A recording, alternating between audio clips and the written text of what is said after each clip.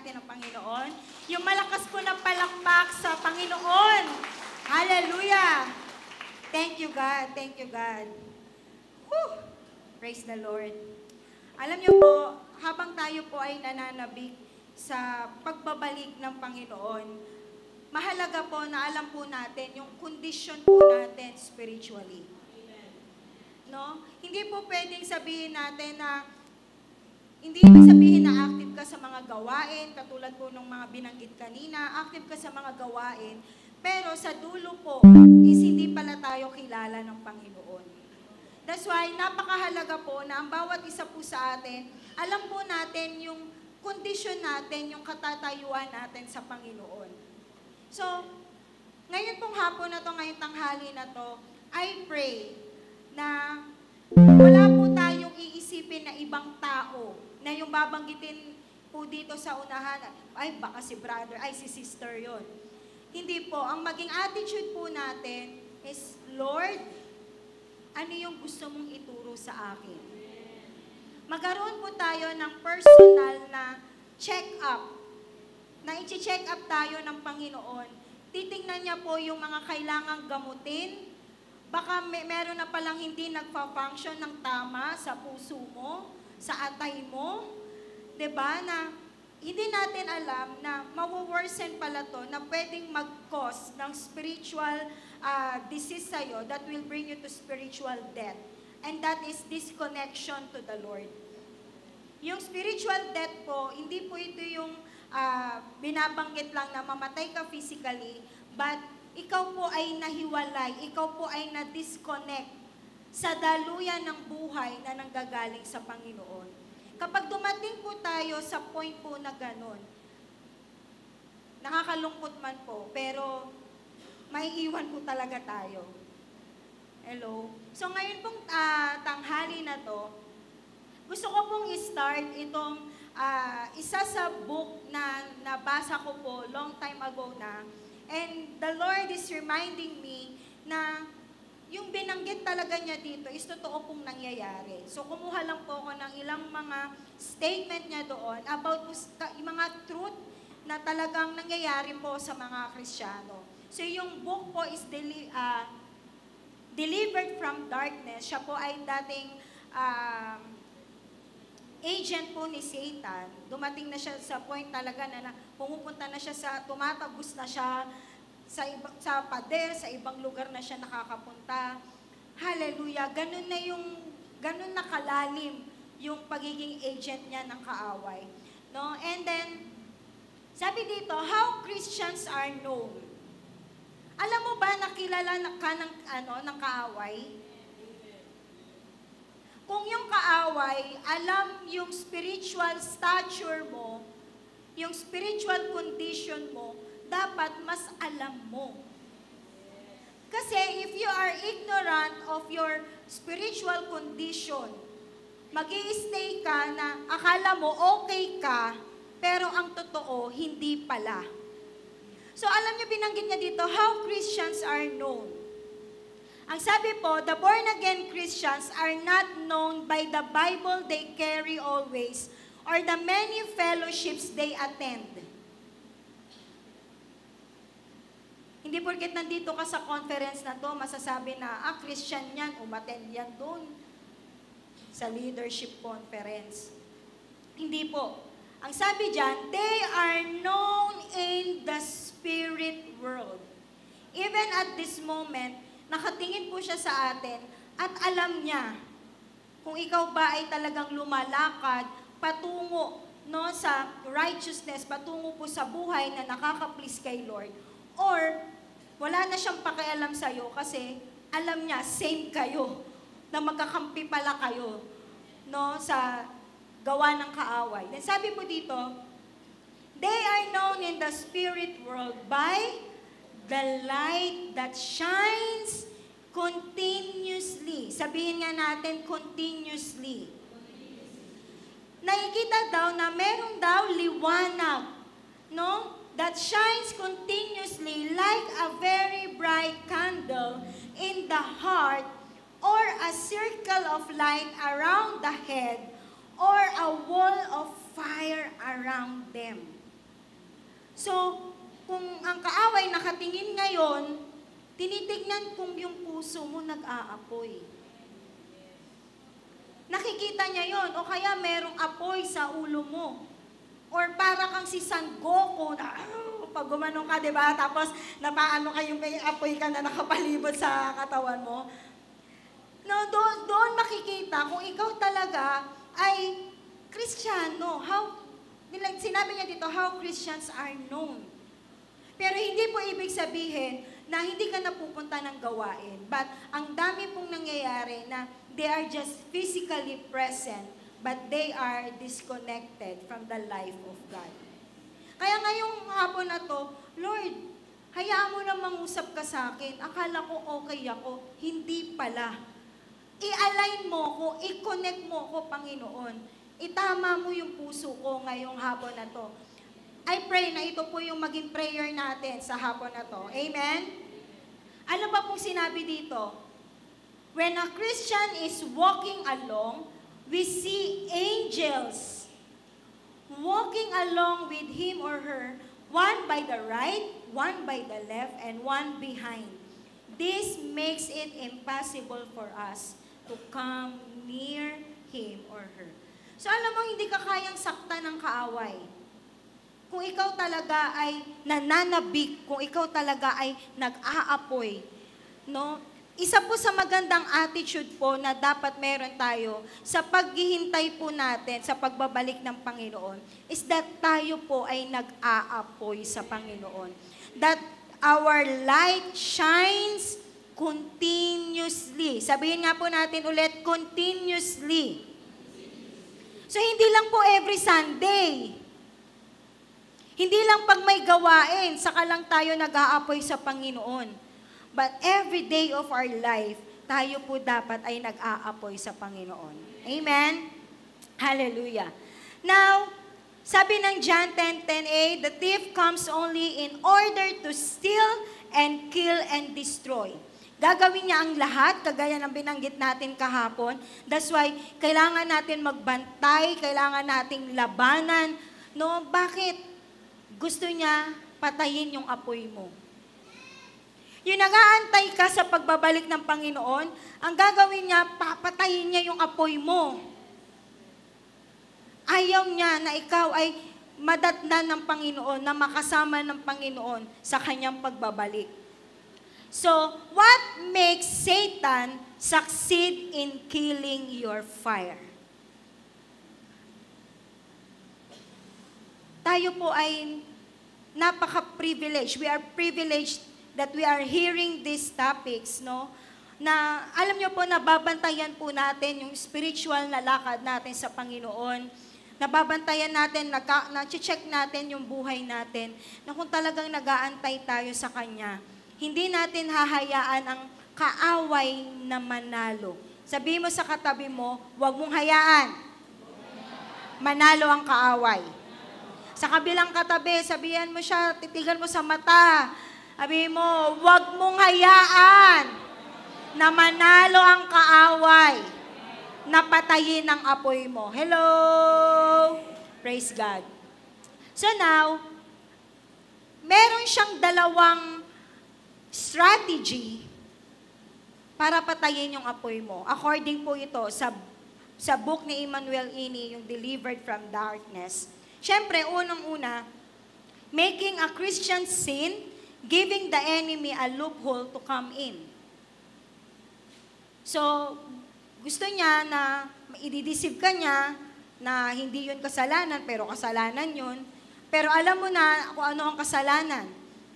Lahat ng hindi po naka-align sa salita po ng Panginoon, ito po ay kasalanan. But, yung second point po, yung bibigyan natin ng emphasis ngayong umaga, ngayong tanghali. Hallelujah. Ano po yung pangalawa? Nababanggit na po ito ni Pastor kanina. Making a Christian backslide. Hindi naman ako nag-backslide. Nandito nga ako sa conference eh. Hindi naman ako nag-backslide eh.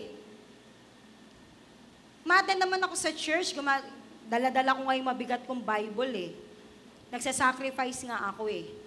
But this afternoon, bigyan natin ng linaw, ano ba talaga ang ibig sabihin na kapag ikaw ay nag-backslide? Ready na kayo? Alam niyo po, nung tinuturo po ito sa akin personally ng Panginoon, I found myself repenting. Because I've been in the ministry ng, hindi pa naman sobrang tagal. No? Nakilala ko si Lord, 15 years old ako.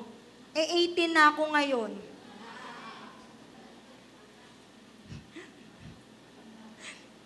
So, ayun. But, it doesn't matter kung hindi yun sa haba na naglilingkod ka sa Panginoon. But nakikita talaga kung kamusta yung tayo mo, kamusta yung apoy mo sa Panginoon. I pray na ang bawat isa po ay kausapin ng banal na Espiritu ngayong hapon na ito, na lalabas po tayo dito, nag-aapoy. Amen? Backsliding describes as a Christian who due to various pursuits or doubts drifts away from their initial commitment to faith and Jesus, essentially sliding back from their spiritual path. Ano pong ibig sabihin nun? Ibig sabihin pala na nagbabackslide ka is meron ka nang narating na isang level sa Panginoon. And then, you start to go back. Halimbawa, naglilingkod ka na sa Panginoon. And then, pangalanan na natin sa pangalang Brenda. Ako po. Dumating ako sa point na leader ka sa church, no? You've been handling people. And then, dumating yung time na nasaktan ka sa paglilid mo. No? Pagkatapos mong, yung naglilid ka ng tao, and then, after mong turuan, no, Bible study mo, darating yung time, sila yung titira sa'yo sa likod. And alam niyo yun, sobrang discouraged ka, and sobrang nasaktan ka, nakapagsalita ako na ayoko na.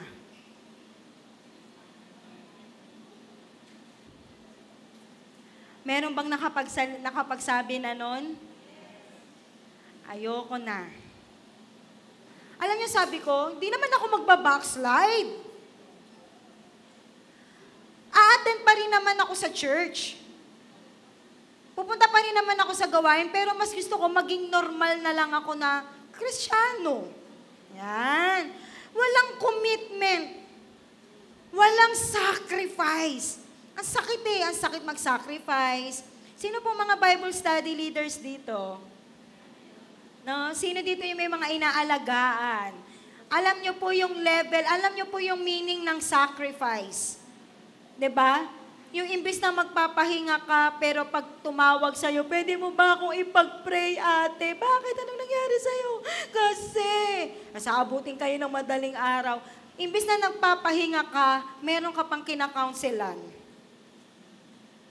Hello? Yung, kumbaga, hindi lang buhay talaga, hindi lang basta pera mo, talagang buhay mo yung isa-sacrifice mo kapag ikaw ay nasa Panginoon. Kaya nga kinakanta natin kanina, di ba?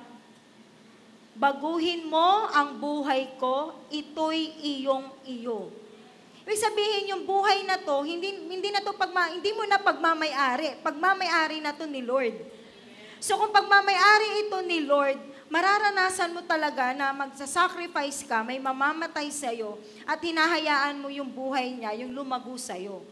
Pero darating yung point na ayoko na, ang sakit, Lord.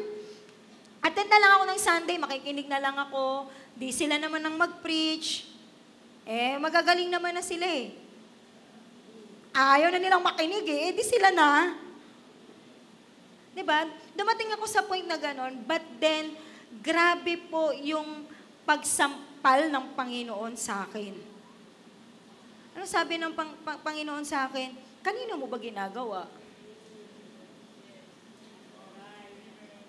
Para saan yung ginagawa mo dito? yung pagpupuyat mo, kanino mo ba yan ginagawa? Yung pagbibigay mo sa tithes and offering, yung lahat ng service mo sa Panginoon, para kanino mo siya ginagawa? Kasi kung hindi mo siya ginagawa para sa Panginoon at laging ima-magnify yung self mo, you are not doing it for God. But as long na you are doing it for the Lord, alam mo na si Lord yung reward mo. Hello? Pakiramdam mo hindi worth it lahat ng sakripisyo mo. But sa dulo, hallelujah, may kita mo, Lord, walang sayang. Lahat ng ibinigay ko sa iyo, walang sayang.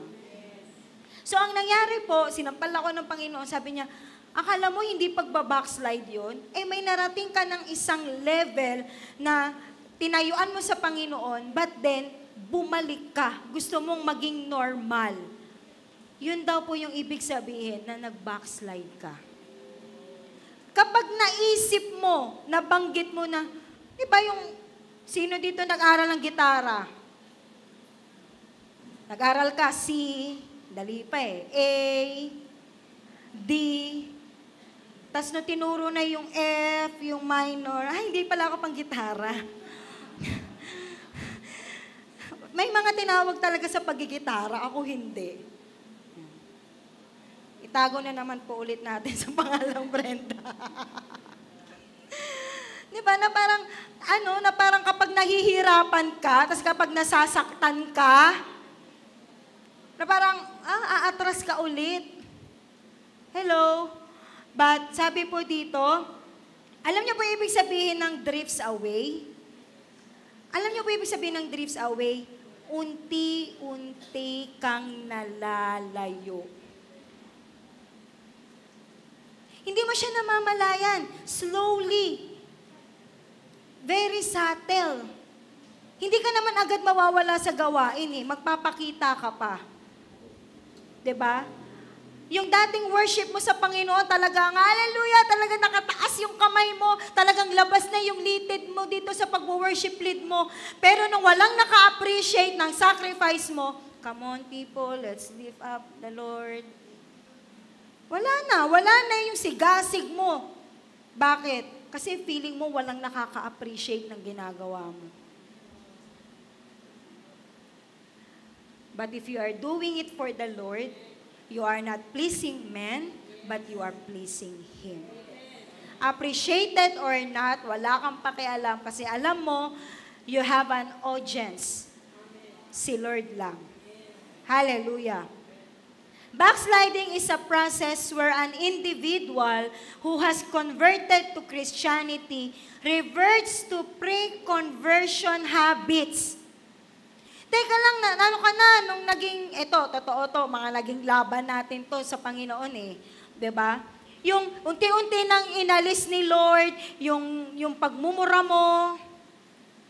Tapos, nagkatrabaho ka, na-involve ka sa mga, syempre, mga unbeliever. Tapos nakita mo sila, slang-slang pa silang magmura. Tapos parang ikaw, nahahawa ka. Bumabalik ka dun sa old self mo. No, yung binago ka na ng Panginoon, may mga inalis na sa'yo si Lord, pero ang nangyari, nagkaroon ng mga sitwasyon, nagkaroon ng mga opportunity ang kaaway, na hinihila ka niya ulit pabalik. Naalala ko nga si Joyce Meyer. Kilala niyo po si Joyce Meyer? Si Joyce Meyer po, nung bago siyang Kristiyano, kumbaga, dati kasi siya naninigarilyo talaga siya eh. 'Di ba? Tapos dumating yung time na na-born again siya. Tapos meron po siyang sinabi na dumating daw yung time, nagbabasa siya ng Bible, pero naninigarilyo pa rin siya. And kung hindi ka po magbabantay, hindi ka lalaban, at hindi lalago si Kristo sa'yo, maaari kang madrift away at mabalik ka uli doon sa old self mo. Hello? Kaya dapat yung alam mo na hindi ka pa malakas, no, na sumama sa mga barkada na dinadala ka palayo sa Panginoon, I tell you, cut it off. Sabi mo sa katabi mo, cut it off. Alam mo yung meron kang super close friend mo, Pero alam mo na nilalayo ka niya sa Panginoon. Sino merong ganon? Pero alam nyo, kapag hindi ka pa malakas, pero dahil close friend mo siya, kapag niyaya ka niyan, hindi ka makakano.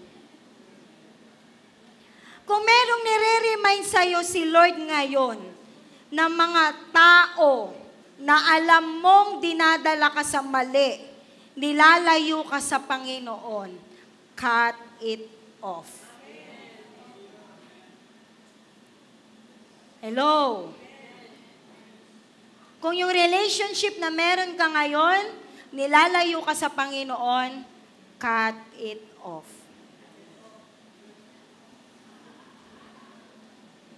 Huwag kayong magalit sa akin. Trabaho lang po, ha? Mga nasa likod. Why? Ano po ba yung mas mahalaga sa atin? Ano po ba yung priority natin? Hallelujah!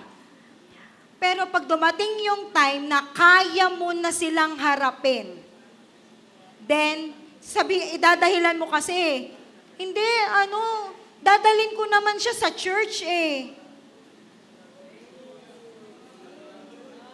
Dadalin ko naman yan sa church. Hindi ko po kayo kilala ha. Huwag niyo po ako. Baka po hindi ako makalabas dito, abangan niyo ako eh. Baka hindi ako makauwi ng kainta eh. Hallelujah. Pero kapag malakas na ka na sa Panginoon, yun talagang kaya mo nang mag-say no. Pwede kang makipag-connect uli sa kanila, saka mo sila dalhin sa Panginoon. Hello? Alam niyo po ako, lasenggera ako dati. Pero malakas po yung, ano tawag doon? Tolerance ko, hindi po ako nalalasing. Noon yun. Hallelujah. Mga tunggahan, ewan ko kung naabutan nyo pa yung mga gin pomelo, nahalata ang edad. Kasi ngayon, tanduay na eh. Ano na bang mga inumin ngayon? Hoy, ayaw sabihin para di malaman na umiinom. Hindi namin alam. Diba? Ano na yung mga nakikita nyo ngayon? Ha? Sanmig! May narinig ako, Sanmig! Tapos sasabihin, ate, flavored beer yun. Diba? May mga flavored beer ngayon. Hallelujah. Hanggang sa dumating po yung time na nag-cut off po ako ng mga kaibigan ko. Ilang taon po akong hindi nakipag-communicate sa kanila.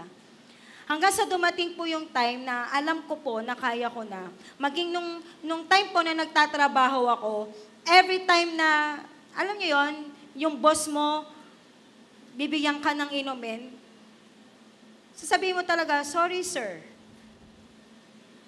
Hindi po ako umiinom. Why? You're missing half of your life. Gaganunin ka pa eh, no? Sabi ko, no sir, I cannot compromise my faith. I'm sorry. Hanggang sa alam nyo, sila po umiinom ng alak, ako po ang iniinom ko, pineapple juice na nakakan. Di ba? Kapag kumbaga meron kaming achievements, syempre inuman eh. Cheers! Nakita mo lahat sila alak, ako pineapple juice. Cheers! Kaya mo kasi alam mo na kaya mo na siyang harapin na hindi ka na madadala. Pero kung alam mo na yung pupuntahan yung team building, inuman, uso yan ngayon eh, uy, team building! Anong team building? Alam ko na yan, inuman yan, wag ako. Diba? You can say no. Bakit? It will slowly drift you away from your faith. Ba't ba tayo napunta sa inuman? May mga lasinggero at lasinggera ba dito? Hallelujah! Sabi dyan, turning away from God to pursue their own desires. Happy-happy lang naman yun eh. Kagaya na sinabi ko kahapon, hindi porket masaya ka, masaya si Lord. Hallelujah. Sa Luke chapter 24 verse 13, dito po papasok yung pag-uusapan natin ngayong hapon na to. May kita po natin sa story kung paano ba ang process na paano tayo maaaring mag-backslide or tumalikod sa ating pong pananampalataya kay Lord. So sabi po dito, and behold, that very day, 2 of the disciples were going to a village called Emmaus, which is about 7 miles from Jerusalem. So ang background po nito is namatay po si Lord. Siya po ay pinako na sa krus at siya po ay nilibing na. So ang nangyari po dito, meron pong 2 disciples na pinag-uusapan nila yung nangyari sa Jerusalem. Okay? So alam natin yung story na patay si Jesus. So parang ngayong araw na to, sa mga ibang paniniwala, patay daw si Lord ngayon. And sabi dyan, 7 miles. Alam niyo po yung 7 miles? From Jerusalem going to Emmaus is 3 hours of walk. So ganun po siya kalayo. So yung Jerusalem, we know yung Jerusalem is the chosen city of God. A place of covenant represents God's presence. A place where God chose to establish His name and presence. The city of peace reflects the hope for a future where God's people will live in harmony and unity. So pag ikaw daw ay nasa Panginoon, ang ibig sabihin lang po nito, you are already in Jerusalem. So nung buhay pa po si Lord, no, nararanasan nila yung kabutihan ni Lord, nakikita nila kung paano kumilos si Lord in miracles, nakikita nila kung paano mag-multiply si Lord, hallelujah. Nandoon sila sa Jerusalem, a place of covenant. Nandoon, na-enjoy nila yung presence mismo. Buhay na buhay si Lord. Hello? But ano yung nangyari? Namatay si Lord, nung pinako siya sa krus, siya ay namatay at siya ay nilibing. Ano yung nangyari? Alam niyo po kung ano yung nangyari? Sila ay naglakad from Jerusalem to Emmaus. Ano ba yung ibig sabihin ng Emmaus? May derive from the Hebrew hamat, meaning hot spring or warm well. Yung nandito ka na sa presence ng Panginoon, but nakita mo yung inaasahan mo na Savior. They're expecting na si Jesus yung Savior. Nag-e-expect sila, di ba, na si Jesus yung magre-redeem sa kanila mula sa torment ng gobyerno ng panahon nila. Nung namatay si Jesus, sabi niya, akala ba namin ililigtas niya kami? Akala ba namin iaalis niya kami dito sa torment? Pero namatay siya. Dahil namatay si Jesus, ang nangyari dito, sa binasa natin kanina, they were disciples. Ibig sabihin po ng disciples is nagkaroon na sila ng maraming beses na nilang nakasama si Lord. If you are a disciple of Christ, narinig mo na yung mga turo niya. Alam mo kung ano yung ways ni Jesus. Alam mo kung paano siya namuhay. Nakita nila, naging saksi sila na si Lord hindi kumuha sa pera na hawak ni Judas para magbayad ng tax. Kumuha siya ng salapi sa bunganga ng isda. Nakita nila kung paano mag-multiply. Nakita nila na walang tirahan si Lord. Nakatira lang si Lord. Nakikitira lang siya kina Lazarus, sa best friend niya. Diba? Kina Martha. And may kita mo, may time, nandun lang siya sa boat, magpipreach siya, nandoon siya sa cave, or nandoon siya sa... Kumbaga nakita nila kung paano mabuhay si Jesus. And nakita nila kung gaano ka-victorious yung buhay ng Panginoong Jesus. So they are hopeful na, ito na yung Messiah. Di ba kagaya natin, nag-e-expect tayo na ito na si Lord, parating na siya. Pero ang nangyari, yung inaasahan nila na magre-redeem sa kanila, yung ine-expect nila na magsisave sa kanila from torment, namatay. And marami po sa atin, mga pagkakataon, na merong pong parang pakiramdam natin, iniwan tayo ng Panginoon. And we are getting out from our Jerusalem and we start to walk towards Emmaus. Ano pong sabi dito? Gusto mong pumunta sa relaxation. Yung nandito ka sa Jerusalem, a presence ni Lord, dito mo na-encounter si Lord, nakita yung mga miracles ni Lord, pero nasaktan ka sa isang sitwasyon na pinag-pray ko to, hindi sinagot ni Lord. Nagsiserve naman ako kay Lord, pero bakit nawo-worsen yung sitwasyon ko? Na bakit pa ako mag-i-stay kay Lord? Ang sakit ng hirap naman parang hindi ko siya maramdaman. At ikaw, pipiliin mo na lang, balik na lang ako, or lalakad na lang ako, papunta dito sa Emmaus in a place of comfort. Magre-relax na lang ako. Imbis na nasa practice ako, dito na lang ako sa bahay, manunood ako ng Netflix. Imbis na nasa church ako, ang dami ko pang labahin. Imbis na nasa church ako, manunood ako ng laban ni Pacquiao. May laban pa ba si Pacquiao? Lagi nakatapat ng Sunday yun Diba? Pansin nyo, ang konti ng pag may laban si Pacquiao. Mas doble ang sahod, mas doble ang kita pag nagtrabaho ako ng Sunday. Comfort. Alam niyo po, isa po yan sa matindi po nating laban. Kasi ang gusto natin, comfort. We all want a comfortable life. Kaya nga 'di ba, sinasakyan ng kaaway yung mag-o-offer sa iyo ng magandang trabaho na malaki yung sahod mo. But ilalayo ka nito sa gawain. Ilalayo ka nito sa mga tao sa church. Tapos kapag finalo up ka, hello, isi-sin zone mo yung leader mo. Kamusta ka? Hala, nag-follow up na yung leader ko. Anong gagawin mo? Isi-sin zone mo kasi alam mo, tatanungin ka, bakit wala ka sa church?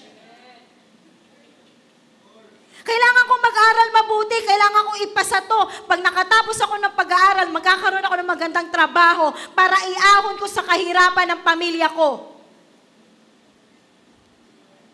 Tapos kapag pinuntahan ka sa bahay, magtatago ka, ma, sabihin mo, wala ako. Nangyayari ba to? Nangyayari yan. At ang gusto natin lahat, umalis dito. Akala natin yung Jerusalem is puro sacrifice. Akala natin, hindi natin ma-enjoy kung ano yung meron sa presensya ng Panginoon. Kaya dito tayo sa comfort. It represents the place we go to escape.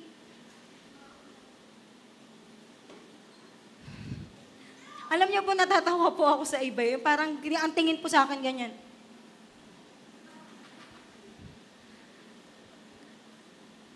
Hallelujah. You are blessed that you are hearing this. This is the mercy of God for you. Magbago po tayo. There's no growth in the comfort zone. Kapag nandoon ka lang sa comfort, kung mag-i-stay ka sa Emmaus, hindi ka mag-grow. Pero kapag nandito ka sa Jerusalem, kung saan nakikita mo si Lord, naranasan mo yung kabutihan ng Panginoon, I tell you, mag-grow ka. The more na nasasaktan ka, the more kang lumalago.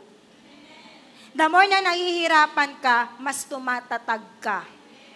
Na parang akala mo, alam nyo ba, hindi mo mararanasan yung Jehovah Jireh kung hindi mo mararanasang mawalan.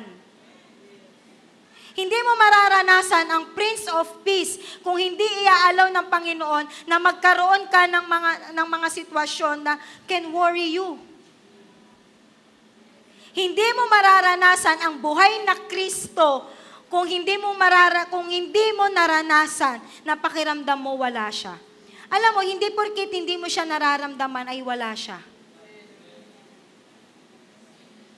Hello? Hindi porkit hindi mo siya nararamdaman ay wala siya. He is omniscient God. He is an omnipresent God. Hello? Kaya ang nais po ng Panginoon, umalis ka sa comfort mo. Nothing grows in the comfort zone. So, now, how do we gauge if we are backsliding? Paano natin malalaman, ako ba ay lumalayo na sa Panginoon? Number 1, sabi po dito, And they were talking with each other about all these things that had occurred. And while they were conversing and discussing, naglalakad silang dalawa from Jerusalem going to Emmaus, biglang Jesus himself caught up with them and was already accompanying them. So ito po yung Sunday na nabuhay si Lord. So, habang nag-uusap sila, ibig sabihin, kapag pinag-uusapan pala natin si Lord, we are attracting Him. Kaya pala sabi, 2 or 3 gathered in His name. Ano daw? Nandoon siya sa kalagitnaan. Diba?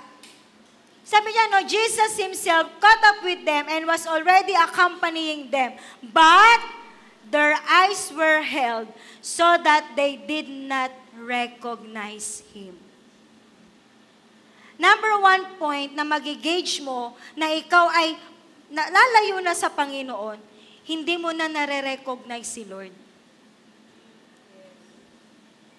Hello?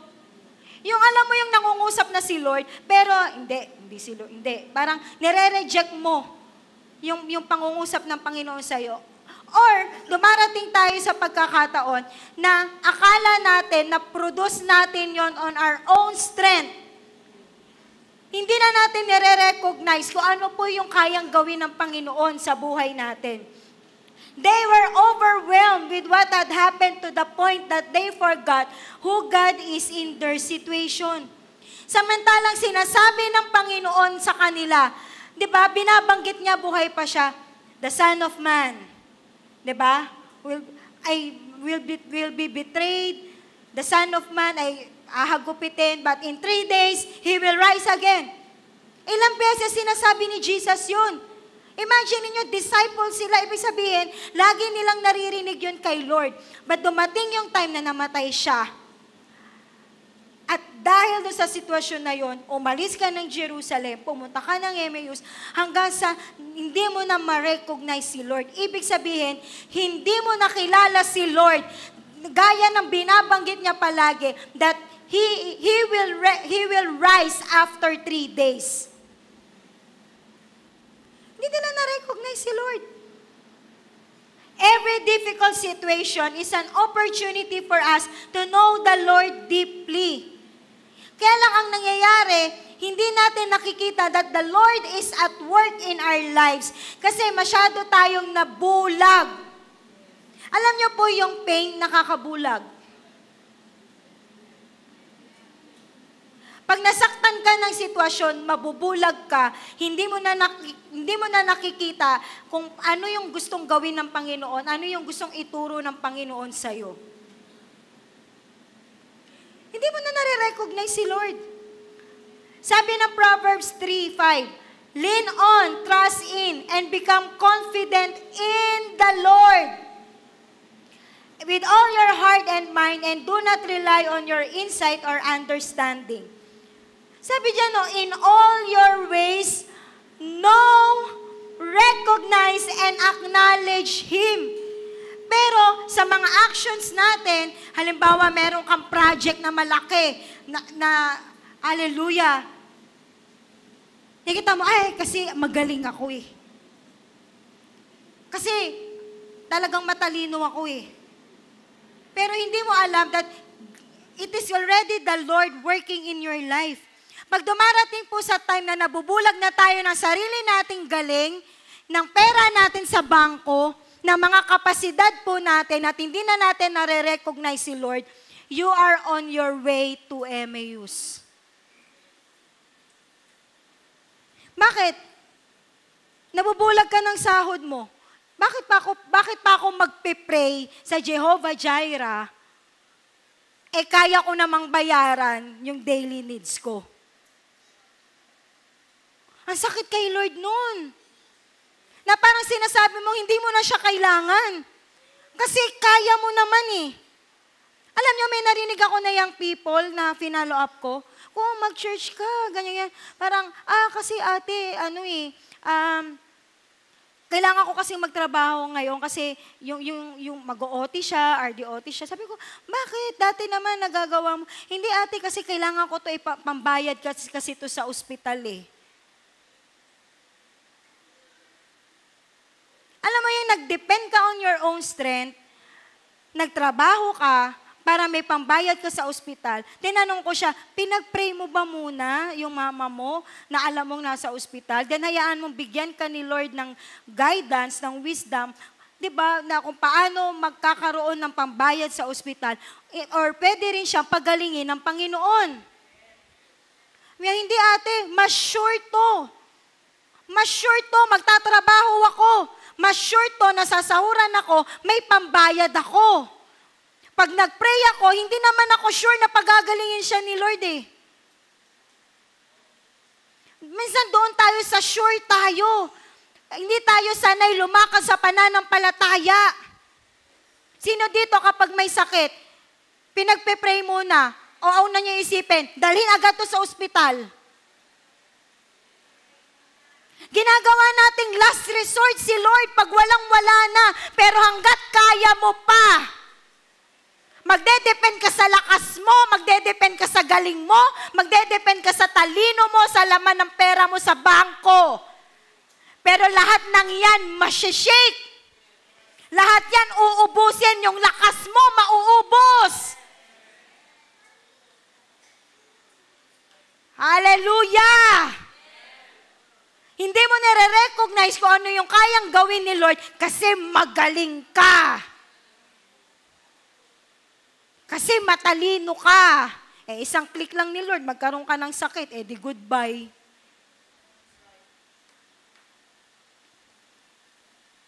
Hello?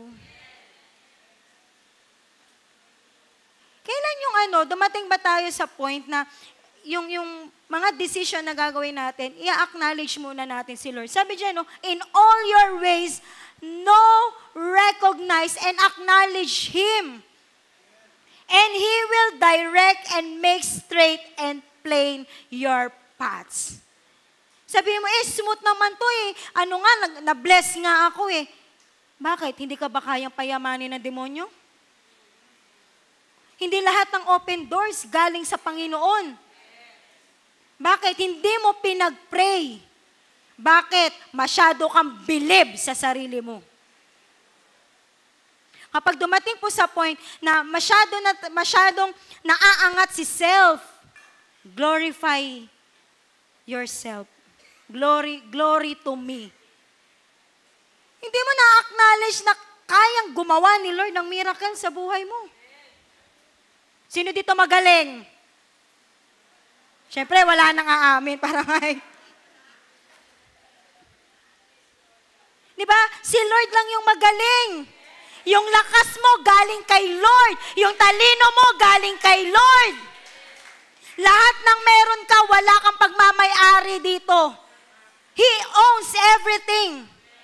Kaya wala tayong karapatang magmalaki sa Panginoon. Recognize Him in all your ways. Huwag niyo po akong abangan mamaya, parang yung mga mata niyo po huwag natin pauuwiin to. Joke lang po. So, in all your ways, recognize the Lord. So, parang, Lord, yung kukunin kong kurso, samahan mo ako, Panginoon. If these things ay ilalayo ako sa iyo, Panginoon, wag na lang.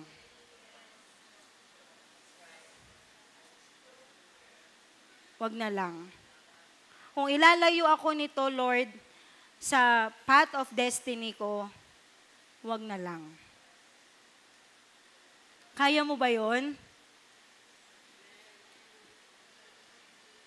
Di pa kayo maka-amen Kaya niyo po ba yun? Kakayanin po natin sa biyaya po ng Panginoon. I pray na meron pong mabasag sa mga perspective po natin na masyado na pala akong nakasandal sa pera ko Hindi na, nakasandal na pala ako sa galing ko. Nakalimutan kong kumonsulta kay Lord. Hindi mo na na-recognize si Lord. Hallelujah. Verses 17 to 21. And He said to them, what is this discussion that you are exchanging, throwing back and forth between yourselves as you walk along? Kinakausap sila ng Panginoon. And they stood still, looking sad and downcast. Alam mo, pag hindi mo na-recognize si Lord, Humahaba po yung mukha natin. Humahaba yung mukha natin. Bakit? Down kasi. Hinihila ng gravity yung mukha natin. Ganyan tayo. Lulugo-lugo tayo eh. Then one of them, named Cleopas, answered him, "Do you alone dwell?" Parang sinasabi, ikaw lang ba yung hindi nakakaalam sa nangyari dito? Kung ano yung nangyari nitong mga nakaraan? Tapos si Lord, parang ang galing na artista pa ni Lord dito. What things? Ano yung pinag-uusapan nyo? 'Di ba? Sabi nila, about Jesus of Nazareth, who was a prophet mighty in work and word before God and all the people, and how our chief priests and rulers gave him up to be sentenced to death and crucified him. But we were hoping that it was, sabi dyan, no? We are hoping that it was He who would redeem and set Israel free. Yes, and besides all this, it is now the third day since these things occurred. So nakikita natin dito na talagang they are hopeful na si Lord ang magpapalaya sa kanila. Number 2, na magigauge natin na tayo ay nagdi-drift away na sa Panginoon, we start to question God's character. Hallelujah. Their expectations were not met. Sino dito may ine-expect kay Lord, hindi nangyari? Ano pong nangyari nun? Di ba parang after nun, ayaw mo nang mag-pray? Hallelujah, nadadaya tayo ng mga sitwasyon na ang nangyayari po is we start to question God. We start to question who He is. Sabi diyan, wrong expectations cause many in Jerusalem to lose hope. Nawala na yung hope nila na palalayain sila kasi namatay si Jesus. Hindi nila maramdaman si Jesus. Yung gumagawa ng miracles, wala na. Hallelujah. Ano nangyari? When you blame others, di ba sa binasa natin kanina, kasi yung mga chief priest, pinatay siya eh. Inano siya sa sinentensyahan siya eh. Kaya siya napako sa krus eh. Alam niyo ba, every time na we blame others for what we are going through, you deny responsibility and it stops your growth. Sadly, meron pang ganito. Si Lord kasi.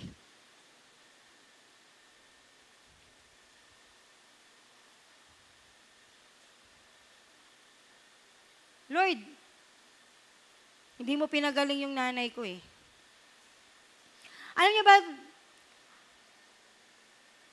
dumating po ako sa point that I question God.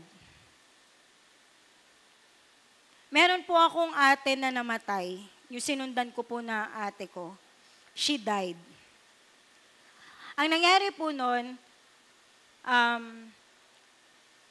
may pinakita sa akin na vision si Lord. Nakita ko na siyang may sakit. So, sinabihan ko na kasi nakita ko biglang payat siya. Medyo chubby-chubby yung ate ko. Sabi ko, magpa-check up ka. Tapos in that week, binuksan ni Lord yung mata ko, nagkaroon ako ng open vision habang nagwawalis ako. Nakita ko po yung ate ko nasa kabaong. Nung nakita ko po yun, nagpray ako, talagang inano ko yung spirit of death. In Jesus' name, Lord, talagang nagpray ako ng matindi. And that time, meron po akong inaalagaan sa NES ko, NES yung tawag namin sa small group namin. Meron siyang bukol sa matres niya. And then, pinag-pray namin, talagang nalagaan namin sa prayer. Tapos, hanggang sa one time, bago siya pumunta ng check-up, pinuntahan niya ako na, ate, pag-pray mo ako uli, ganyan. Tapos, pumunta siya doon sa doktor, nagulat yung doktor, wala na yung bukol sa matres niya. She was healed. So, confident ako na, Lord, pinagaling mo yung handle ko, so you can do it again, Lord. Talagang grabe yung faith, grabe yung prayer ko. Lord, you can do it also to my sister. But after a week, my sister died.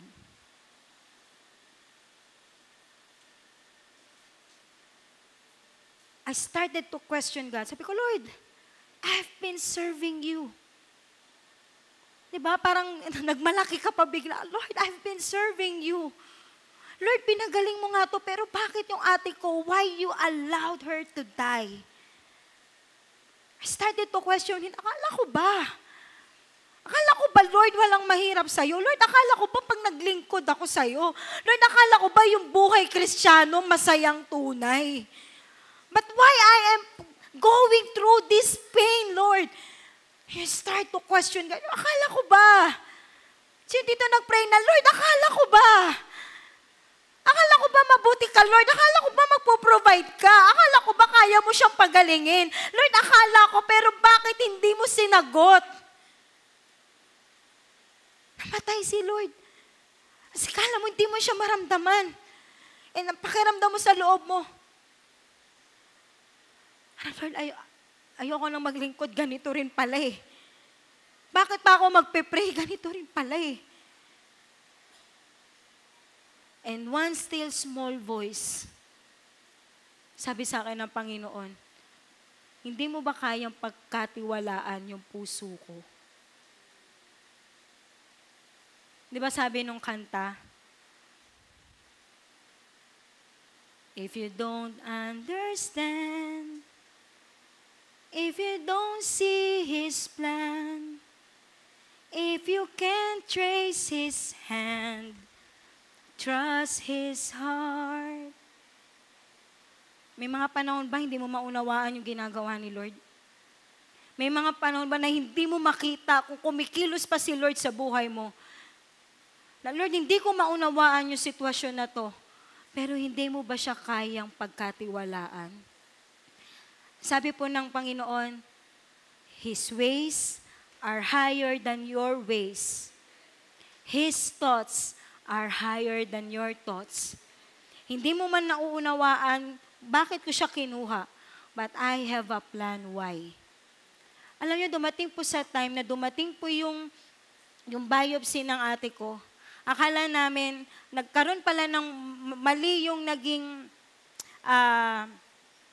result ng unang doctor na pinuntahan namin, unang hospital na pinuntahan namin sa public na hospital po.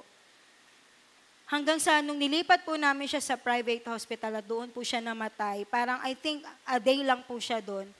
Kasing laki na pala ng melon yung bukol sa tiyan niya. Na kahit pa operahan siya or what, magiging half dead na siya. Tapos parang alam mo yung inaano ng Lord na, gusto mo pa ba siyang mahirapan? Na kinakain na ng cancer yung katawan ng kapatid mo. Alam niyo, I found myself repenting to the Lord. Sabi ko, Lord, sorry sa lahat ng sinabi ko sa iyo, Panginoon. Lord, sorry na parang masyado akong believe. Lord, sorry na masyadong yung iniisip ko, Panginoon, hindi ko pinagkatiwalaan yung iniisip mo. If you don't see God's plan in your situation today, parang hindi mo siya maunawaan. The Lord wants you to trust Him. That instead of questioning Him, I've heard a lot of stories because God never answered their prayers. They turned their backs from God. At ito po yung ayaw na mangyari ng Panginoon sa atin. Hindi porket hindi po sinagot ni Lord, hindi po ibig sabihin nun, hindi ka na niya mahal. Let's trust the Lord with all our hearts, with all our soul, with all our might. Pwede ba natin palakpakan ng Panginoon? Hallelujah. Never question the Lord. Huwag mong isisi sa Panginoon kung ano yung pinaglalaban mo ngayon. Merong itinuturo ang Panginoon sa puso mo. Will you react to your situation or will you respond to your situation? Our assumptions as to how God will move in our lives often cause us to miss His answer and visitation. Diba masyado tayo nag-a-assume na ito yung gagawin ni Lord? Tapos hindi yun yung nangyari. Namimiss mo kung ano yung gustong ituro sa'yo ng Panginoon dito. Kaya sabi mo sa katabi, huwag ka mag-assume. pagkatiwalaan mo ang Panginoon kung ano yung gusto niyang gawin sa iyong buhay. Hallelujah! Are we learning this afternoon? Sabi ng verses 22 to 25, and moreover, some women of our company astounded us and drove us out of our senses. They were at the tomb early in the morning. So, ibig sabihin, alam nila na pumunta daw doon yung mga kilala nila sina Mary, and they did not find his body.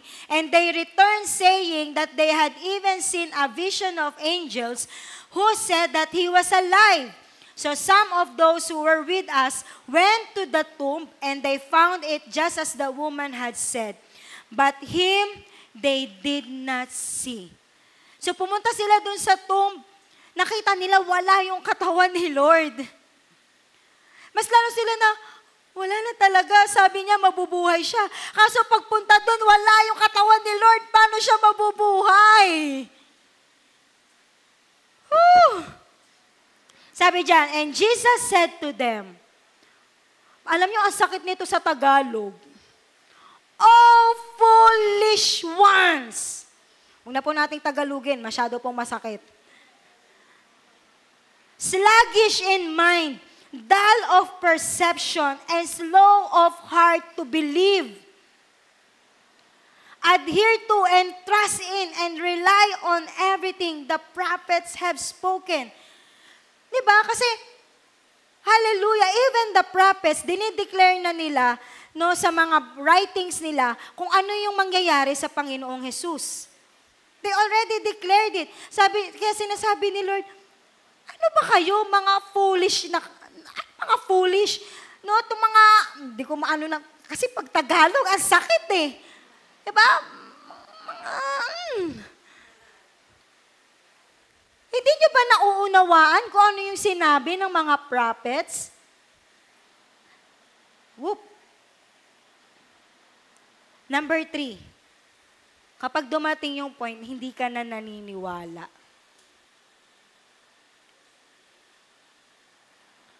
Yung world, to see is to believe.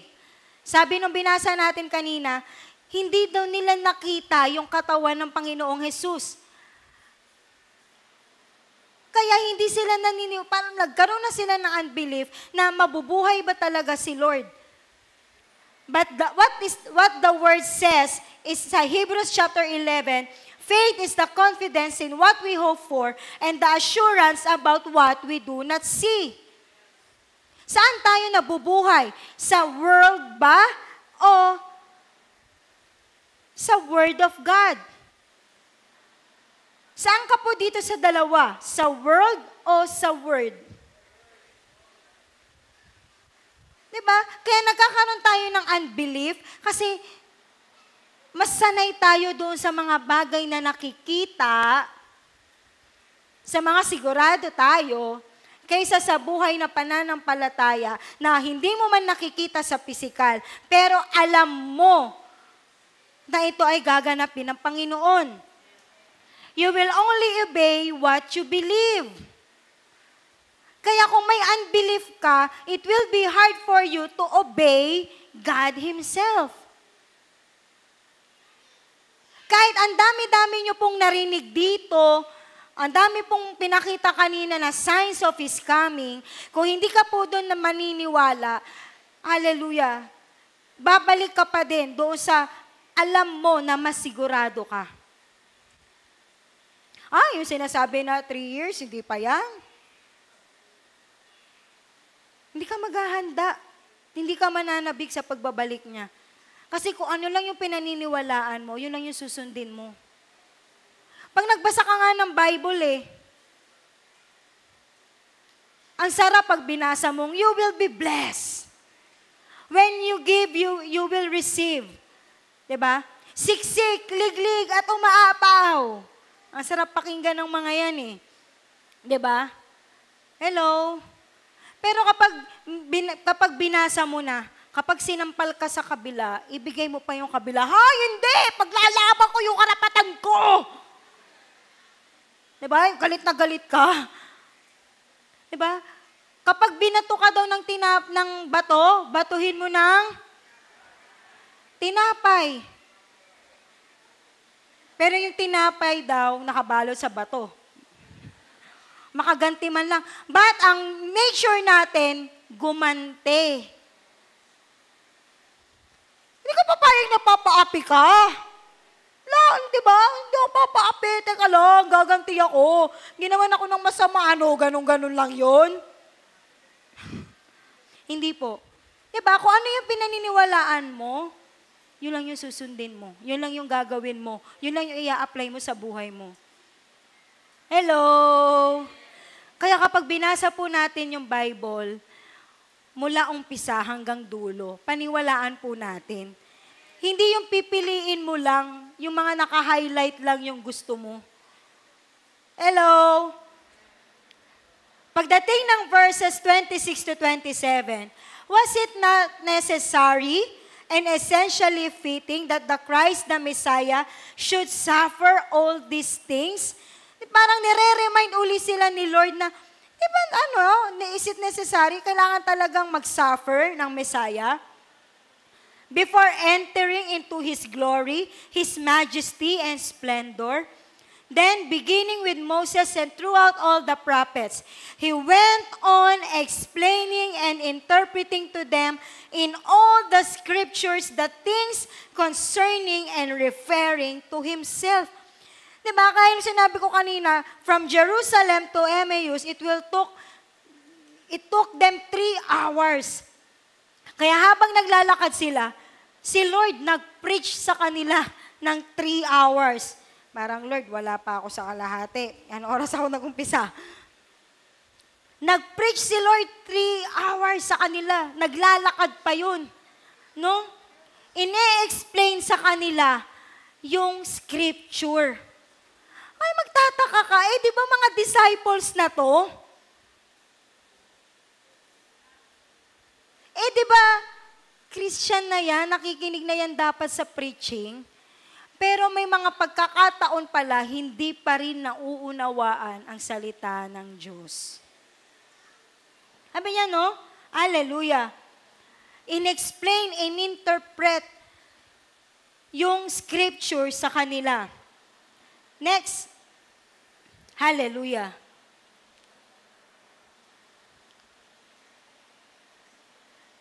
Number 4 point po. Ignorance of the Word of God. Diba? In-explain pa sa kanila ni Lord, in-interpret ni Lord sa kanila yung scripture. Kaya sila, natatakot sila, nandoon na sila sa Jerusalem, pero bakit pinili pa nilang pumunta doon sa comfort, doon sa Emmaus, doon sa spring? Bakit? Hindi nila alam yung scripture. Alam mo ba ang scripture? Nagbabasa ka ba ng salita niya? Hello? Paulit-ulit nyo po itong maririnig sa amin. Para po magtagumpay po tayo, kailangan po natin ang salita ng Panginoon. Without the Word of God in your life, I tell you, it will bring you to defeat. But one word from the mouth of God will change your life forever. Isang salita lang na panghawakan mo sa Panginoon, babaguhin ito ang buhay mo. So sabi ng Matthew chapter 24 verse 12, sin will be rampant everywhere and the love of many will grow cold. Hallelujah! Marami daw yung nagmamahal sa Panginoon ang manlalamig. Ang sabi po dito, many. Hindi konti. Marami ang manlalamig sa kanilang pag-ibig sa Panginoon. And ang sabi ng John 14:15, kung talagang mahal mo si Lord, you will obey His commands. So kung wala ka ng gana, if you lost your appetite to the Word of God, you are on your way to Emmaus. If reading God's Word is not a priority to you, you are on your way to Emmaus. Hello? Sabi dyan, hindi, mahal kita, Lord. Mahal kita, Lord. O sige, kung talagang mahal mo si Lord, you will obey His commands. And kung hindi mo po susundin yung kalooban ng Panginoon, unti-unting mamamatay yung pagmamahal mo kay Lord. Kasi hindi mo siya kilala eh. Di ba? The more na nakikilala mo yung isang tao, the more mo siyang minamahal. The more you spend time to a person, mas lalo mo siyang nakikilala. Kaya kahit na may makita kang kahinaan niya, mahal mo pa rin siya. Paano mo makikilala si Lord kung wala kang oras para sa Kanya? Hindi po dahilan na busy ka. It's just a matter of priority. It's just a matter of your heart. Kapag mahal mo, ginagawan mo ng paraan. Kung mahal mo, nagsiset ka ng quality time. Hindi tira-tira ang binibigay kay Lord. Yung buong oras mo, lahat ng ginagawa mo, binibigay mo yan para sa Panginoon. Ang sabi po ng Word of God, in everything you do, do it all for the glory of God. Lord, busy ako, maglalaba ako. Di habang naglalaba ka, nagpe-pray ka o kaya nagpe-play ka ng music habang naliligo ka. Di ba ang ganda ng boses mo sa loob ng CR, you worship God. Hallelujah, Lord. I praise you, Lord. Habang nasa biyahe ka, Lord, salamat po. Tapos makikita mo, Lord, salamat sa journey na to. Lord, kahit na mainit, Lord, mas mainit sa impyerno. Kahit anong ginagawa mo, nakikipagniig ka kay Lord. Kapag nga may boyfriend ka, pagkausap mo sa telepono, ayaw mong ibabae. Gusto mo matagal kayong naka-video call pa kayo, gusto mo lagi kayong nagkikita eh. Hindi ka nagsasawa sa pagmumukha niya eh. Diba? Magkasama na kayo, nag-date na kayo, nagbigay ka ng quality time. Pag-uwi, tatawag pa, nakauwi ka na ba? Oo, ano na? Ano ba? Sabihan mo lang pag inaantok ka na, ha? Ikaw na Nabuhay kayo pag ganyan ang topic. Napansin ko. Kung kaya po natin yan gawin sa atin pong mga mahal sa buhay, what more po sa Panginoon? Wag po yung tira lang yung tirang oras lang yung ibibigay mo kayo bago matulog, dun ka lang magpe-pray. Parang magpapasalamat pa sa'yo si Lord na naalala mo siya bago ka matulog. Bigyan mo ng quality time si Lord. Hallelujah. Hindi deserve ni Lord yung leftover mo. Deserve ni Lord yung buong buhay mo. Yung buong puso mo. Hallelujah. If you love me, you will obey my commands. Gusto mo lagi kang nakakonekta sa Panginoon. Connected ka lagi sa Panginoon. Hallelujah. Alam niyo po, gusto ko lang pong i-share. Sa amin po sa church po namin, sa Worship the King, grabe po yung programa sa amin para lang maging spiritually awake po kami and ready po kami sa pagbabalik po ng Panginoon. Noon pa, meron po kaming devotion every day. 1 chapter a day. Ang konti pa nga lang po noon eh. Pero para attainable po siya, mula po bata, hanggang nanay, hanggang sa mga tatay, lahat po ito ay in-implement po ng aming pong mahal na pastor. 1 chapter a day. Alam niyo pong gagawin po doon, picturean mo yon, meron po kaming mga, isisend po yon sa GC namin na nakapag-devotion ka. Bukod po doon, meron po kaming toda. Paggising mo pa lang sa umaga, simulan mo nang magpasalamat kay Lord. Paano papapasok ang pag-aalala sa'yo kung paggising mo pa lang nagpasalamat ka na kay Lord? Lord, salamat sa araw na to, salamat sa kalakasan na ibibigay mo sa amin. Salamat, Lord, na binibigyan mo kami ng kaliwanagan, Lord God. Lord, anumang pagsubok sa araw na to, bigyan mo ako ng tapang. Diba, naumpisahan na ng pasasalamat. Kaya pag dumating ka sa pagsubok, hallelujah, Lord, kaya natin to. Let's go! Yung pangatlo po, nagre-record po kami ng praying in tongues namin. At least 30 minutes. At least 30 minutes. Ang sabi pa nga ni Pastor sa amin, hindi pa tayo biblical. Kasi, nung si Lord nag-ask na mag-pray kasama sina Peter, James, and John, can you please pray with me for 1 hour? Para lang hindi ka matempt. Ang katapat ng isang temptation, 1 hour of prayer. Ba't ka natitempt? Baka 1 minuto ka lang mag-pray. Yun po yung ratio ng isang para daw hindi ka matempt. 1 hour of prayer. Gaano po tayo katagal mag-pray?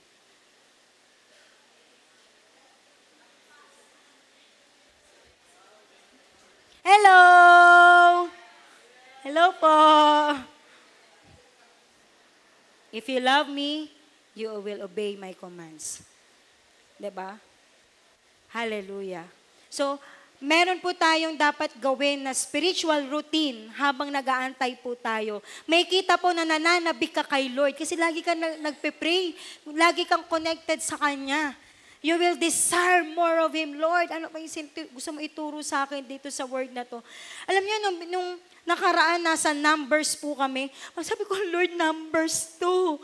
Pag tinignan mo naman yung Bible, talaga pag nagsimula ka dyan sa Numbers, Deuteronomy, hallelujah! Pero pag ask ka, Lord, bigyan mo ako ng revelation, bigyan mo ako ng rema sa chapter na to. Lord, bigyan mo ako ng... May kita mo talagang mangungusap sa'yo si Lord sa isang linya. Mangungusap ang Panginoon sa'yo. Kung ganyan po yung attitude natin, nananabik ka sa Kanyang pagbabalik. Huwag po nating hayaan na wala po tayong appetite sa Word of God. Hindi po tayo dapat ignorante sa salita po ng Diyos. Amen? Hallelujah!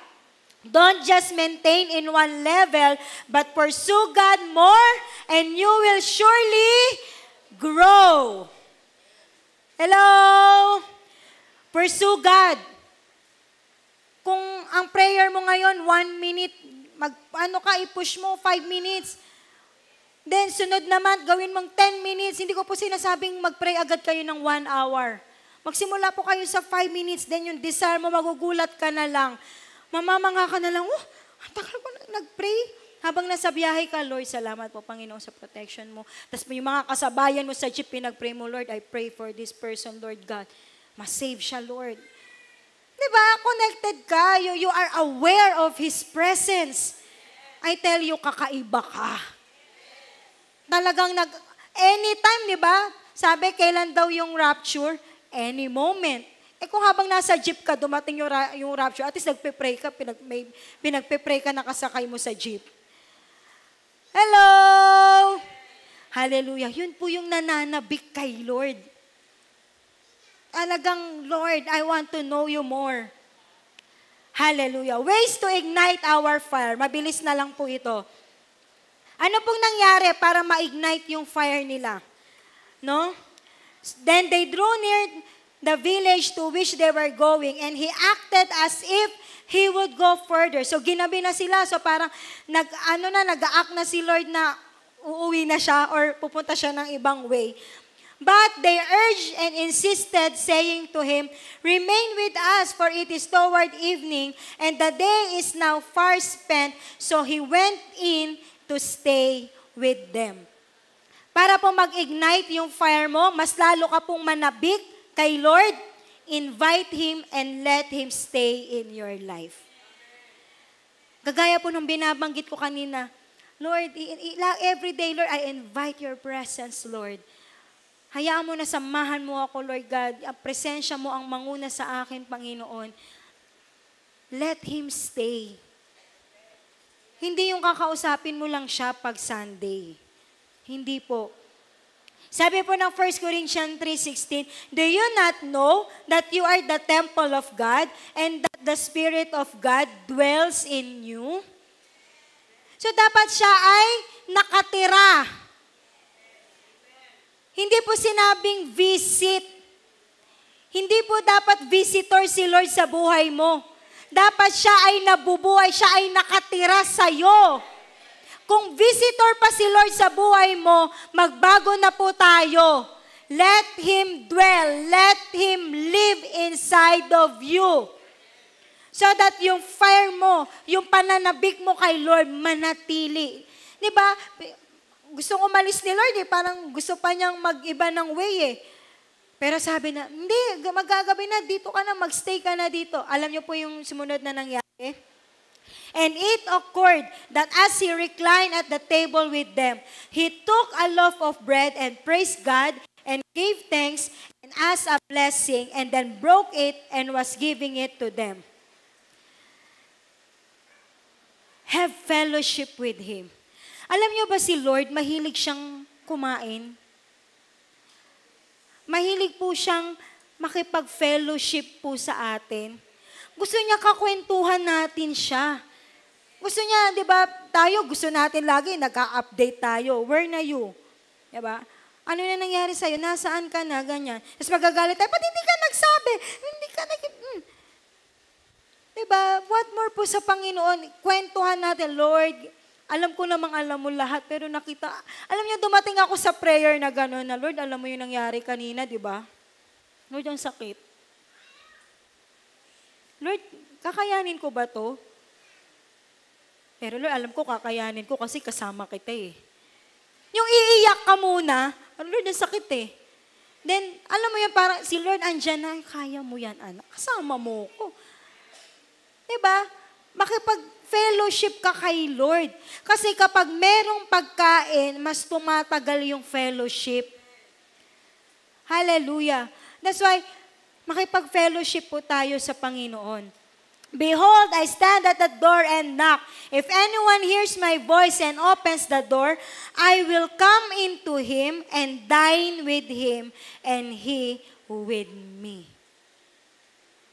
No? Makatok si Lord. Bakit? Di ba sabi ni Pastor kahapon, baka nasa labas na siya.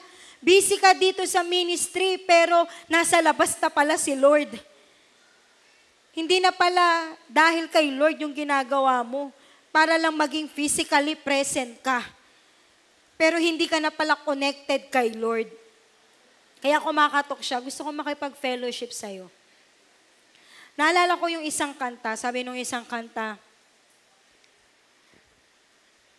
I miss my time with you, those moments together, I long to be with you each day. Kanta ni Lord to eh. Gusto ko na makasama ka. Paano nga nung lyrics? I miss my time with you, those moments together. I long to be with you each day. And it hurts me when you say you're too busy.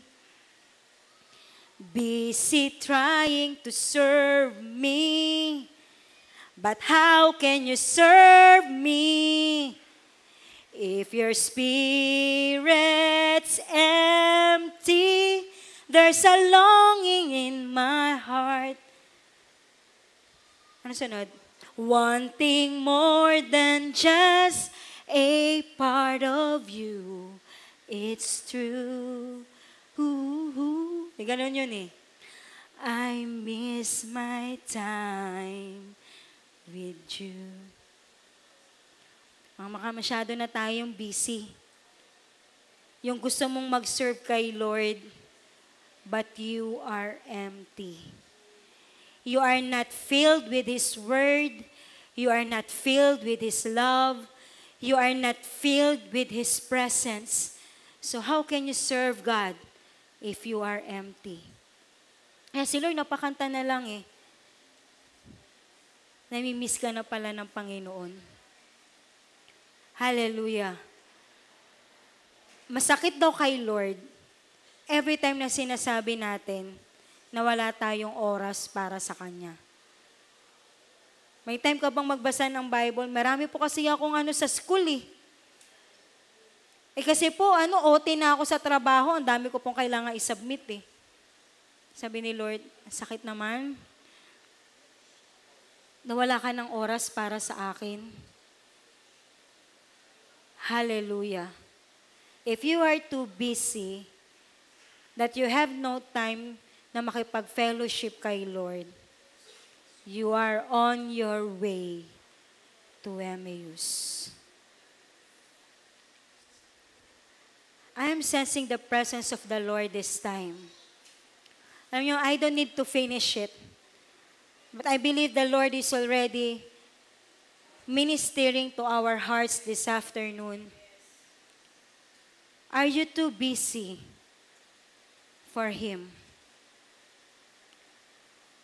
Are you too busy na wala ka ng time makipag-fellowship kay Lord? Alam niyo, you are not meant to stay in that road to Emmaus. But the Lord wants you to stay and dwell in Jerusalem, the place of covenant. The presence of God stays in that place. Doon po yung mga miracles nangyari.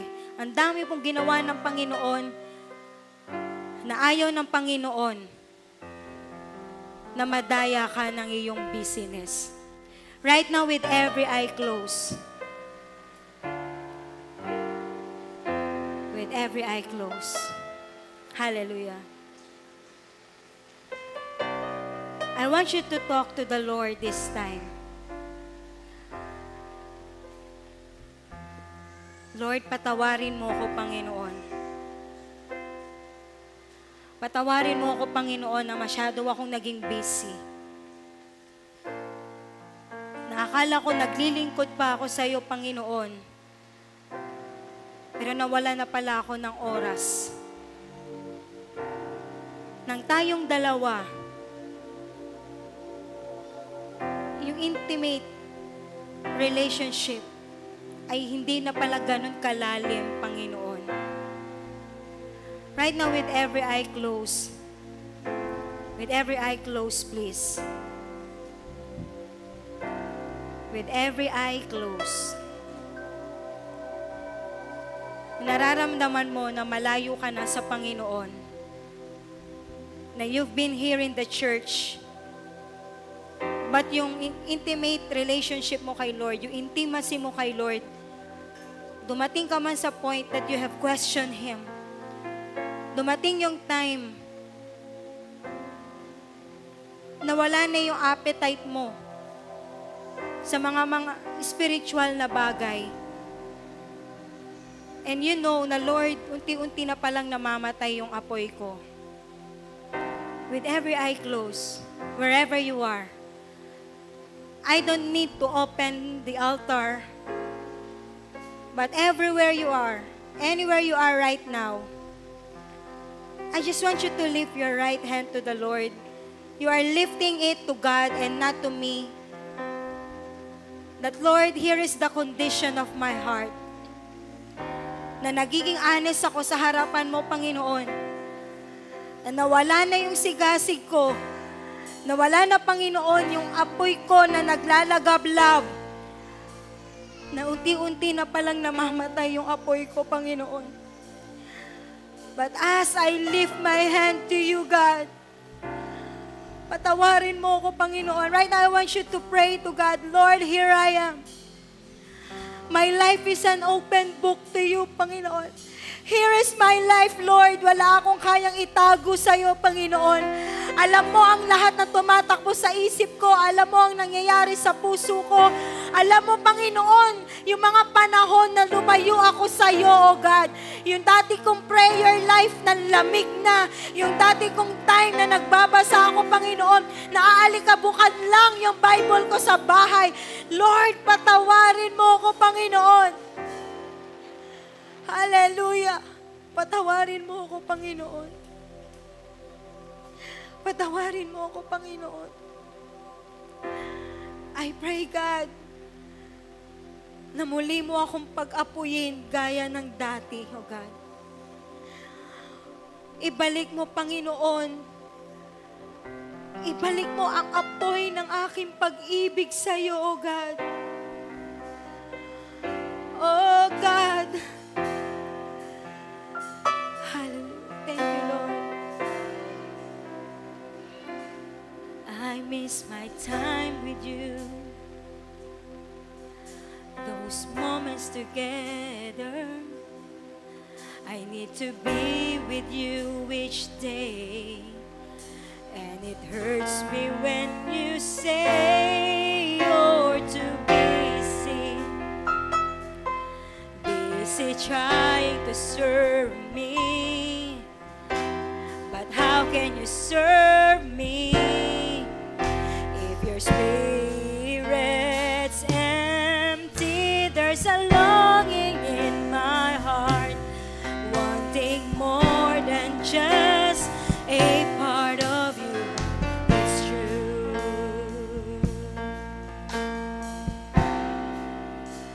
I miss my time with you. Right now, I want you to stand in the presence of the Lord. I want you to go to someone right now. Or maybe just the person beside you. Sabihin mo yung katabi mo ngayon, hindi na ito ang panahon para manlamig ka sa Panginoon. Hello? Can we make a declaration ngayon sa katabi natin na hindi na ito yung panahon para manlamig ka kay Lord? Sabihin mo sa katabi mo, namimiss ka na ni Lord. Sa kabilang katabi, sabihin mo, namimiss ka na ni Lord. Tapikin mo. Tapikin mo. Sabihin mo, hindi na ito ang panahon para ikaw ay mag-backslide. Hindi ito ang panahon para manlamig kay Lord. Hello? Pero ito ang panahon para ikaw ay mag-apoy kay Lord. Ito ang panahon para ikaw ay manabik sa presensya niya. Ito ang panahon na mas lalo kang maglingkod kay Lord. Hallelujah! Ito ang panahon na mas lalo mong ibigay ang oras mo sa Panginoon. Na mas lalo tayong magsakripisyo kay Lord. Amen? Hallelujah! Sabi mo sa katabi mo, ito ang panahon, di na uso ang mag-backslide. Ito ang panahon ng pagbabalik loob sa Kanya. Sabihin mo sa katabi mo, balik na! Sama-sama nang mag-apoy sa ngalan niya. Ang gawa ng dyablo ay tutupukin na. Hanap ka ng isang partner, i-declare mo ito sa kanya. Come on, pwede ba tayong umikot? Huwag na yung katabi mo. Sige, yung mga nasa unahan, punta kayo doon sa likod. And we will declare this. May partner na ba lahat? Hindi makakauwi yung walang partner. Dapat meron. Sabihin mo, ito ang panahon, di na uso ang mag-backslide. Hallelujah! Ito ang panahon ng pagbabalik loob sa Kanya. Sama-sama na mag-apoy sa ngalan niya. Ang gawa ng dyablo ay tutupukin na. Are you ready to give Him praise? Hallelujah! Sige po, palakpakan natin ang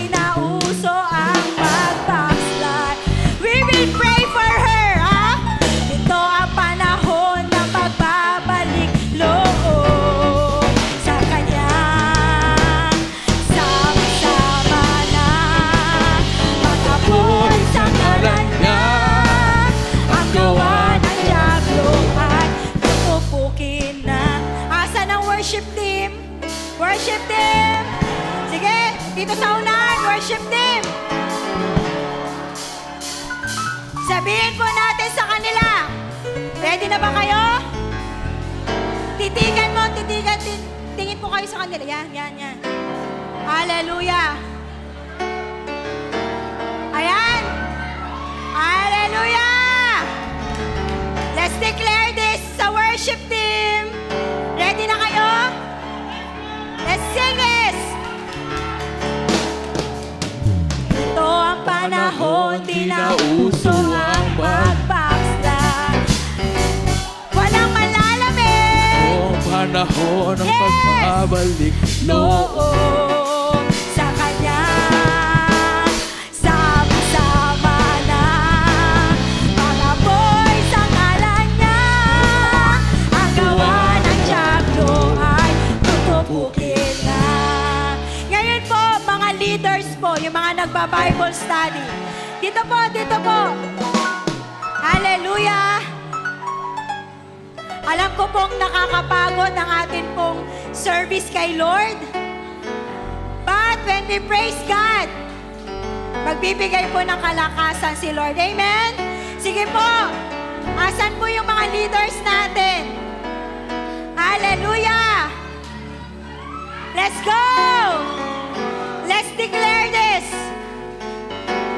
Ito ang panahon, di na uso ang magbakslan. Ito ang panahon ng pagbabalik loob sa Kanya. Sama-sama na pag-apoy sa ngalan niya. Ang gawa ng tiyaglo ay tutubukin na. Lahat po ng ating mga pastors, come on. Yung mga pastor po natin, hallelujah. Alam niyo po, hallelujah, alam niyo po ba merong survey na bawat araw ay meron daw pong nanghihina na pastor? Alam niyo po ba yon? Pero hindi natin yun hahayaan. Ang mga pastor po dito ay lalo pang mag-aalap kay Lord. Let's declare this. Ito ang panahon, di na uso ang magbakslan. Ito ang panahon ng pagbabalik loob sa Kanya. Sama-sama na pag-apoy sa ngalan niya. Ang gawa ng tiyaglo ay tutupukin na. Ngayon po, maghawak-hawak po tayo ng kamay. Ang bawat isa po sa atin. Ngayon, sige po, we will declare this all together. Hallelujah! Na ang bawat isa sa atin, mananabik na nag-aapoy sa Panginoon. Amen? Hawak na ba natin yung katabi natin? Sige po, kumonekta po kayo, kumonek kayo. Hallelujah! Hallelujah! Ito ang panahon, di na uso ang magbakslan. Ito ang panahon ng pagbabalik loob sa Kanya. Let's go! Sama-sama na pag-apoy sa ngalan niya. Ang gawa ng tiyaglo ay tutupukin na. Halika na! Halika na! Kumayo na! Ipahayag ang tagumpay niya. Halika na! At magdala kalakasan sa presensya niya. Right now, as we lift our hands to the Lord, right now, Father, I declare, God, to your people, that, Lord, wala pong malalamig sa amin. But I pray, Lord, that you will ignite the fire, Lord, inside each and everyone's heart, oh God. Hayaan mo matagpuan madatnan mo kaming nag-aalam na nananabik sa presensya mo, Panginoon. Lord, right now, salamat na pinalaya mo kami sa lahat ng kasinungalingan ng kaaway. Salamat, Lord, na pinapatatag mo kami. Salamat, Lord, na yung intimacy namin sa iyo, Panginoon, ay muling mag-apoy, O God. Manumbalik ang aming pong paglilingkod sa iyo more than ever before, O God. Salamat po, Lord God. Ikaw lamang ang itinataas namin. Ikaw lamang ang maluwalhati sa kalagitnaan namin, O God. Tanggapin mo, Lord. Tanggapin mo ang lahat ng aming pasasalamat, ang lahat ng aming papuri, sa lahat ng ginawa mo sa amin sa mga oras na to. Ito po ang aming dalangin sa matamis na pangalan ni Jesus. Hallelujah! Let's go! Tulad ng mga agila, tayo ay lilipat. Hindi mapapagod ating mga pagpa. Tayo'y magdadala ng buhay at Sigla sa mga anak ng Diyos na nanghihina. Halika na, kumayo na, ipahayag ang tagumpay niya. Halika na at magdala kalakasan sa presensya niya. Kalakasan sa presensya niya. Kalakasan sa presensya niya. Hallelujah! Hallelujah! Sige po, bago kayo umupo, maaari po tayo may yakapin, then we will have our break. Thank you, Lord.